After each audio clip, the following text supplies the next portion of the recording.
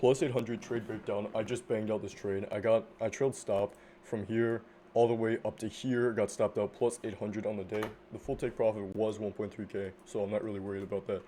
But to break this down, so for top to bottom, the full trade actually had a lot of good narrative behind it.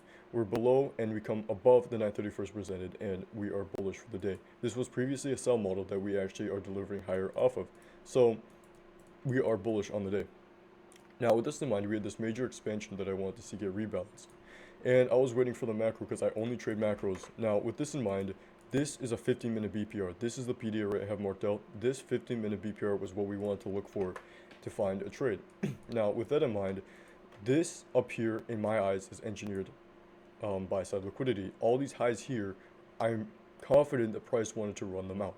So, with that in mind, we're going to break down the actual model trade, the macro. So here is the macro.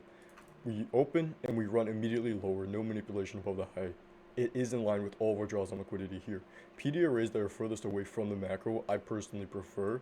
But what happened here was we opened and we formed two high probability inversions while running out these lows. This first low I was mentioning in live how this is going to be a false SMT.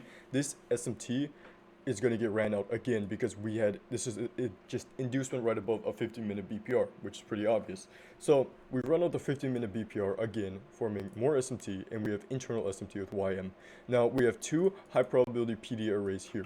Now I don't like when we do this because personally we like to inverse one, fake out, and just come lower and destroy people off the second one, which is why I was very hesitant for an entry here. So with this in mind, I was waiting the whole time here. I was looking for this high probability order block because of the SMT at the low. This is also a leg of manipulation that ran into the BPR on the 15-minute, which is also inside of discount. We rebalance this range, which means we're ready to distribute up higher. Now, with that in mind, let's get rid of this. Actually, no, I want to explain this. Now that we pushed it inside of a discount, our entry PD array is inside of discount, and we're reacting lower off of this. This is another high probability PD array, but this tends to, when there's two, push price against us.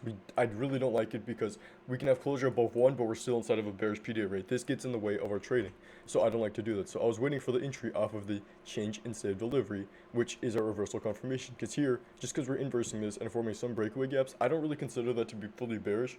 I want to see actual change in state of delivery or clear market structure shift, which would be way more higher time frame based. But this 1 minute change in state of delivery, high probability order block was good enough for my entry. Now, using OT of the range, it wasn't really lining up with much because I wanted to get the entry off the order block, but my stop was at the low of 7.9. So I want to see us stay within range of this, which that's why my stop was so tight.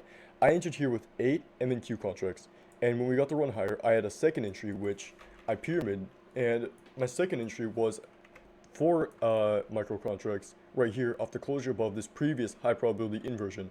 Now, we also had this busy supporting us, which I did not want to see us go below. So at this point, my stop was getting trailed aggressively because some Powell students were shorting, and that's kind of why I was more hesitant.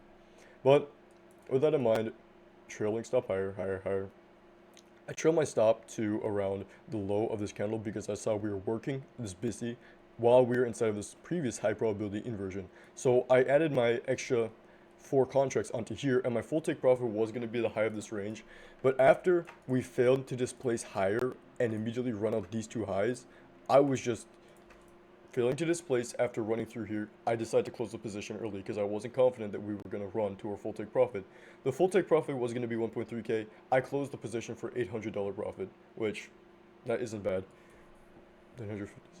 But I mean, that's really it. That's the whole trade breakdown. I'm very confident. I'm very happy about this trade. I mean, this is almost A plus for me with all the SMTs of the lows, the manipulation to a key level, also inside of discount of the range, coming off of the retracement leg of this. So we're retracing off here, we should be able to expand higher. And all of this, accumulation, manipulation lower, coming off of a sell model, repricing below, and distributing up higher. So title would have been 1.3k if I didn't close early, potentially, but I'm not going to be emotional about that. What I'm really happy about is my performance throughout the week.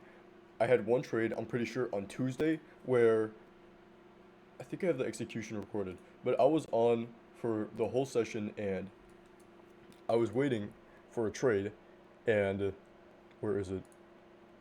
I did hit one trade right here, which this is a 1k take profit off of a bottom tick on here.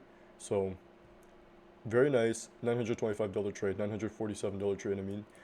And my second one was today's trade, which was $800 trade. So with that in mind, we closed up in profit, 1.6K for the week. Green week, very good week. And it's mainly about waiting because for the previous days, when did I even take this? I don't even remember when I took this trade. I'm pretty sure it was on Tuesday.